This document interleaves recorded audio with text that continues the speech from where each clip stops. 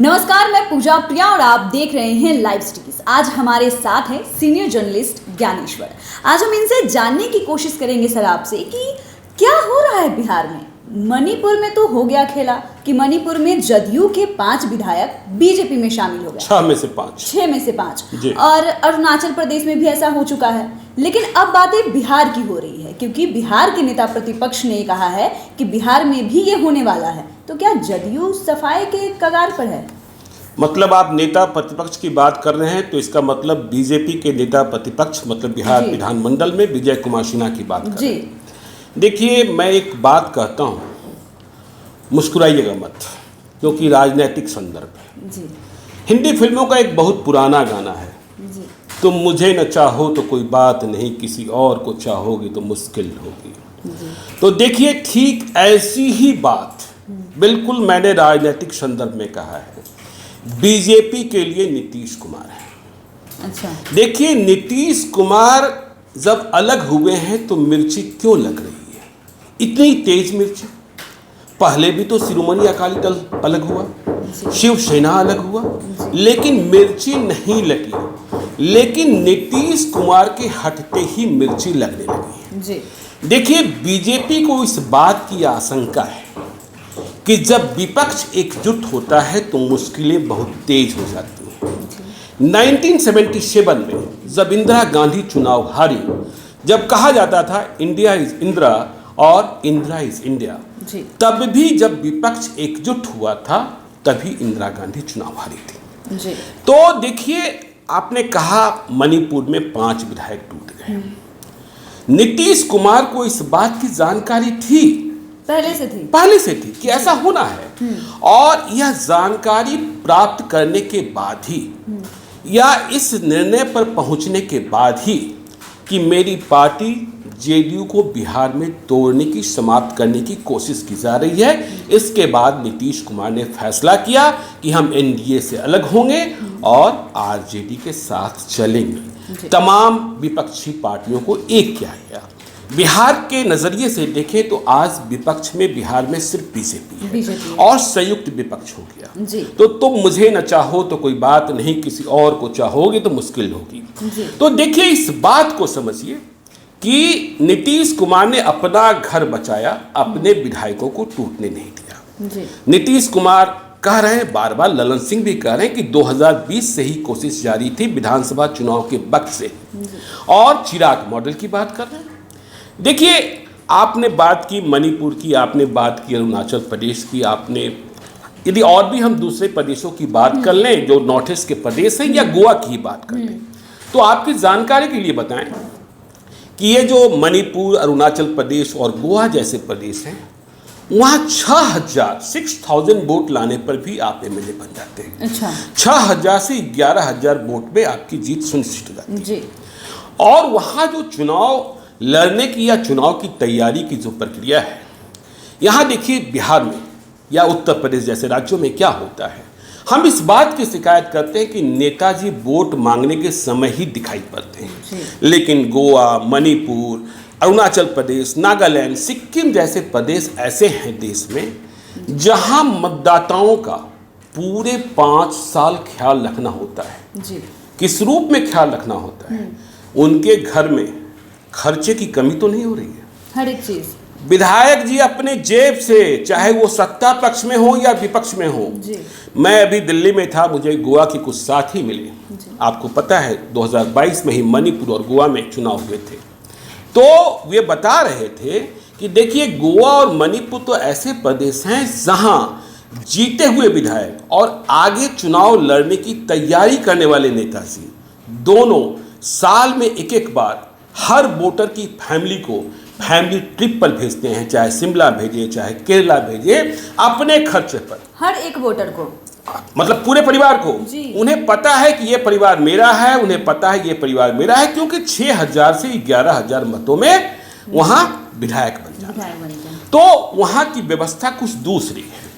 अब देखिए, बीजेपी क्यों इतनी परेशान है, इस बात को आपको समझना होगा कि बीजेपी की परेशानी की वजह यह है, या बीजेपी की रणनीति क्या है। देखिए, मुझे एक पोल स्ट्रेटजिस्ट मिले थे और इस बात का जिक्र प्रशांत किशोर भी कई बार करते हैं। मुझे कोई उत्तर प्रदेश के चुनाव के बारे में अभी बता रहा था। भाजपा की जीत की सबसे बड़ी वजह क्या रही? वजह ये थी कि बीजेपी 2 मोर्चों पर चुनाव लड़ती है जी।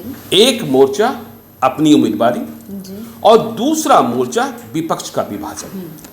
तो उत्तर प्रदेश के लोगों ने बताया कि जहां बीजेपी के उम्मीदवार के मुकाबले में सपा का उम्मीदवार था और बसपा का उम्मीदवार भी खड़ा था, तो बीजेपी की यह रणनीति रही कि बसपा के उम्मीदवार को इतनी खुराक दो, इतना ताकतवर बनाओ कि वह सपा के उम्मीदवार का वोट काटे।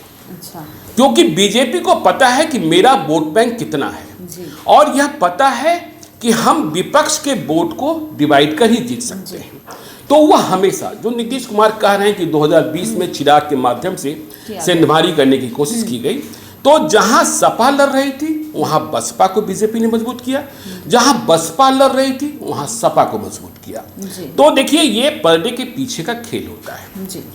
अब देखिए, बिहार की बात कीजिए, और जो मैंने कहा फिर कह रहा हूं, तुम मुझे न चाहो तो कोई बात नहीं, किसी और को चाहोगे तो मुश्किल हो। बीजेपी को इस बात की जानकारी है कि बिहार में जब कभी उसने सत्ता का स्वाद चखा है तो नीतीश कुमार के कारण ही चखा है जी। बगैर नीतीश कुमार बीजेपी ने अब तक बिहार में कोई सत्ता का स्वाद नहीं चखा है। जी। और देखिए, एक बात तो आपको मानना होगा, जब हम ये कहते हैं कि सत्ता का स्वाद बीजेपी ने बगैर नीतीश कुमार के नहीं चखा, इसके साथ यह भी मानना होगा कि जब 2005 में लालू यादव राबड़ी देवी की सत्ता बिहार से उखड़ी तो फिर से सत्ता का स्वाद तेजस्वी यादव ने नीतीश कुमार के सहारे ही प्राप्त किया है जी।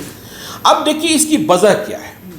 वजह यह है कि देखिए, नीतीश कुमार एक चेहरा है। जब आप 2019 के चुनावी मैदान में हमारे रिपोर्टर ग्राउंड जीरो पर थे, या 2020 के चुनाव में भी, कितना मत मिला, कितनी सीटें मिली, यह अलग बात है। लेकिन देखिए, जो बिहार के लोग हैं वे कहा करते थे, 3 मिनटों की बातचीत में 2 मिनट 45 सेकंड वे नीतीश कुमार को नकारते थे जी। लेकिन अंतिम 15 सेकंड में कहते थे नीतीश कुमार नहीं तो कौन?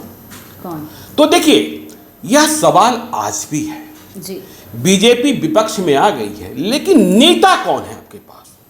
चेहरा। देखिए, हाँ, और यह बिहार है, यहां आप किसी को थोप देंगे, यह चलने वाला नहीं है जी। 2020 के चुनाव के बाद भी बीजेपी ने थोपने का प्रयास किया, लेकिन उनके नेता खारिज किए जा चुके हैं। और अब देखिए, जब महागठबंधन की सरकार बनी है तो फिर से सुशील कुमार मोदी से ही बैटिंग करानी पड़ रही है। इस बात को भी आपको समझना होगा। क्यों मैं कह रहा हूं चेहरा? देखिए, बिहार में चेहरा बहुत ही महत्वपूर्ण होता है। जब कभी कांग्रेस की सत्ता उखाड़ी गई, आपको मालूम है 1990 में लालू यादव मुख्यमंत्री बने, लेकिन उसके पहले भी विपक्ष के पास चेहरा था। विपक्ष के पास चेहरा कौन? कर्पूरी ठाकुर थे। विपक्ष के पास चेहरा कौन? रामसुंदर दास थे। तो लालू यादव थे। लेकिन आज चेहरा कौन है जी। और इस बात को समझिए कि नीतीश कुमार कैसे फेस है और नीतीश कुमार हारी हुई बाजी को जीतना कैसे जानते हैं, इस बात को भी आपको समझना होगा। देखिए, 2014 के लोकसभा चुनाव परिणाम को जब रेखांकित किया जाता है, जब नीतीश कुमार सिर्फ 2 सीटों पर सिमट गए थे, उसका भी विश्लेषण हम करेंगे। लेकिन हमने कहा हारी हुई बाजी। आपको याद करना होगा, देखिए, जब आप इतिहास बिहार का देखेंगे, 1990 में जब लालू यादव बिहार के मुख्यमंत्री बने तो नीतीश कुमार साथ थे, बीजेपी भी साथ थी, बीजेपी ने ही मुख्यमंत्री बनाया था। ठीक है। तो बाद में नीतीश कुमार अलग हो गए और नीतीश कुमार की नजर पड़ी 1995 के विधानसभा चुनाव पर। 1995 का विधानसभा चुनाव अकेला ऐसा चुनाव था जिसमें तब जनता दल था, लालू यादव को स्पष्ट जनादेश मिला था, जबकि टीएन शेषन विधानसभा चुनाव को, मार्च 1995 के विधानसभा चुनाव को बहुत लंबा खींच कर ले गए थे। और TN Seshan chief election commissioner, जिनके बारे में कहा जाता था कि वे सुबह के नाश्ते में एक नेता को खा जाते हैं। खैर, चलिए, तो उस चुनाव में जब नीतीश कुमार और लालू यादव आमने सामने थे, नीतीश कुमार की उम्मीदें बहुत बड़ी थी, समता पार्टी थी, लेकिन नीतीश कुमार को मीडिया भाव नहीं देता था। जी मीडिया में छोटी छोटी खबरें, जैसे आज नीतीश कुमार कह रहे हैं ना, जी तो छोटी छोटी खबरें छपती थी, लेकिन एक माहौल बनता हुआ दिख रहा था। पर हुआ क्या? हुआ ये, देखिए तब अखंड बिहार था, जी झारखंड भी साथ में था, जी और तब 324 विधानसभा क्षेत्र हुआ करते थे, जी और नीतीश कुमार ने 310 विधानसभा क्षेत्रों में अपने प्रत्याशी उतारे थे। अच्छा। और उनमें जानकर आपको आश्चर्य होगा कि 303 में नीतीश कुमार हार गए थे। 303 में हार गए थे। सिर्फ 7 सीटों पर जीत मिली थी, जी और सिर्फ हारे ही नहीं थे, 310 उम्मीदवारों में से नीतीश कुमार के 270 उम्मीदवारों की जमानत जब्त हो गई थी। इतनी बुरी हालत, इतनी बुरी हाल हुई थी। जी और 12 उम्मीदवार जो जमानत बचा पाए थे नीतीश कुमार के, वे भी हारे हुए उम्मीदवारों की क्रम संख्या में बहुत नीचे थे। जी तो 7 लोग जीते थे 310 में। कौन कौन जीते थे? जी खुद नीतीश कुमार जीते थे हरनौत से, जनता दल के विश्वमोहन चौधरी को हराकर। जी जनता दल के विश्वमोहन चौधरी को हरनौत में 27,000 मत मिले थे, और नीतीश कुमार को 40,000 मत मिले थे। जी तो नालंदा, जो नीतीश कुमार का गढ़ माना जाता है, वहां 3 उम्मीदवार जीते थे नीतीश कुमार के, इंक्लूडिंग नीतीश कुमार। जी 2 कोयरी जाति के जीते थे, जी एक ब्राह्मण जीता था और एक दलित जीता था, और सिर्फ 7% मत आए थे नीतीश कुमार को। जी 28% मत आया था लालू यादव की पार्टी जनता दल को। जी तो देखिए 1995 की हार के बाद नीतीश कुमार बहुत ही तनाव में चले गए थे, डिप्रेशन में चले गए थे। कहा जाता है कि पटना के कमरे में बंद हो गए थे नीतीश कुमार। हाँ, वे किसी से मिलना नहीं चाहते थे। लेकिन नीतीश कुमार ने फिर से हारी हुई बाजी को पलटा, आगे से गठबंधन हुआ। जी आपको हम याद दिला दें, दीनानाथ मिश्र जी एक बहुत बड़े पत्रकार हुआ करते थे, आरएसएस की विचारधारा से चिरे हुए।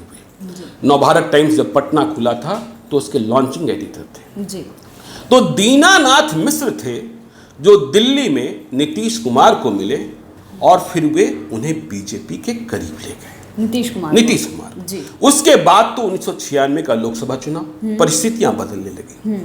तो नीतीश कुमार ने हारी हुई बाजी, जो बिल्कुल हारी हुई बाजी जी। थी, उसे पलटना शुरू किया।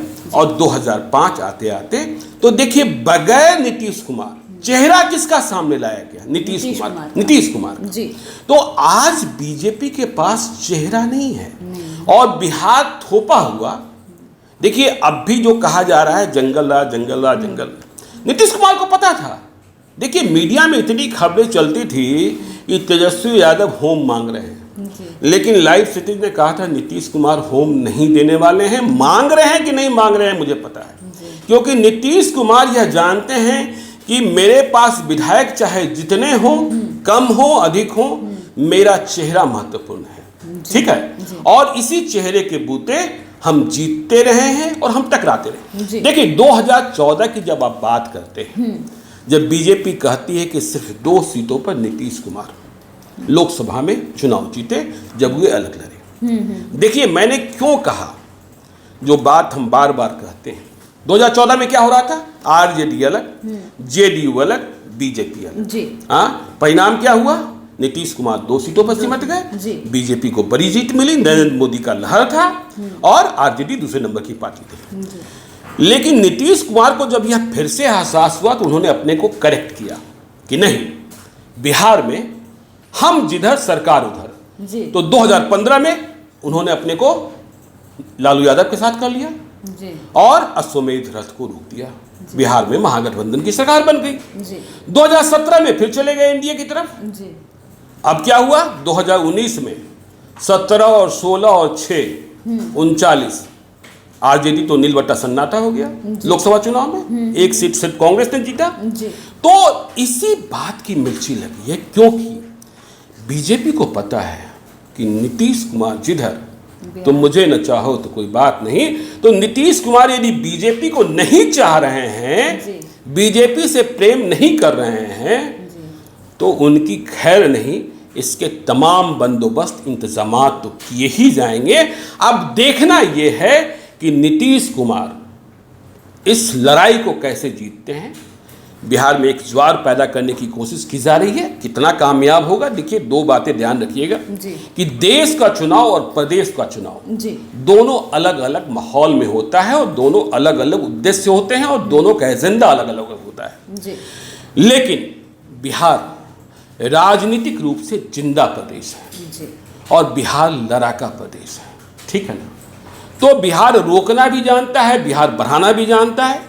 नीतीश कुमार को आप अल्टू राम कह लीजिए, पलटू राम कह लीजिए, सल्टू राम कह लीजिए, यह तो समय के हिसाब से आप परिभाषित करते रहेंगे, लेकिन ऐसा नहीं है कि नीतीश कुमार को भी आप खत्म कर देंगे।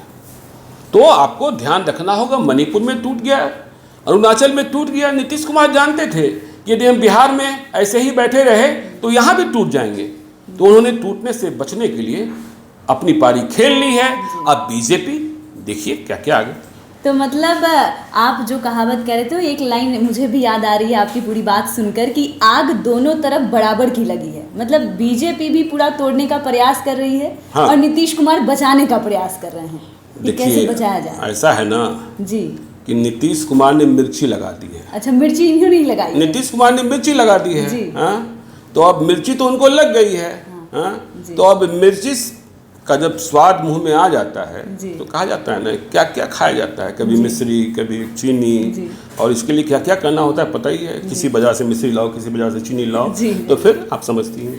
तो इतना डिटेल में बात शायद ज्ञानेश्वर सर से ज़्यादा अच्छा तो कभी मतलब किताबों में पढ़ने से भी नहीं मिलेगी जो इन्होंने बातें बताई हैं। तो आपको ये जानकारी कैसी लगी हमें कमेंट कर ज़रूर बताइएगा। आप देख रहे हैं लाइव सिटीज़, हमारे यूट्यूब चैनल को सब्सक्राइब कर लें, फेसबुक पे भी लाइक ज़रूर करें, और हाँ, आप हमारे साथ ट्विटर के साथ भी जुड़ सकते हैं। वीडियो देखने के लिए आपका धन्यवाद।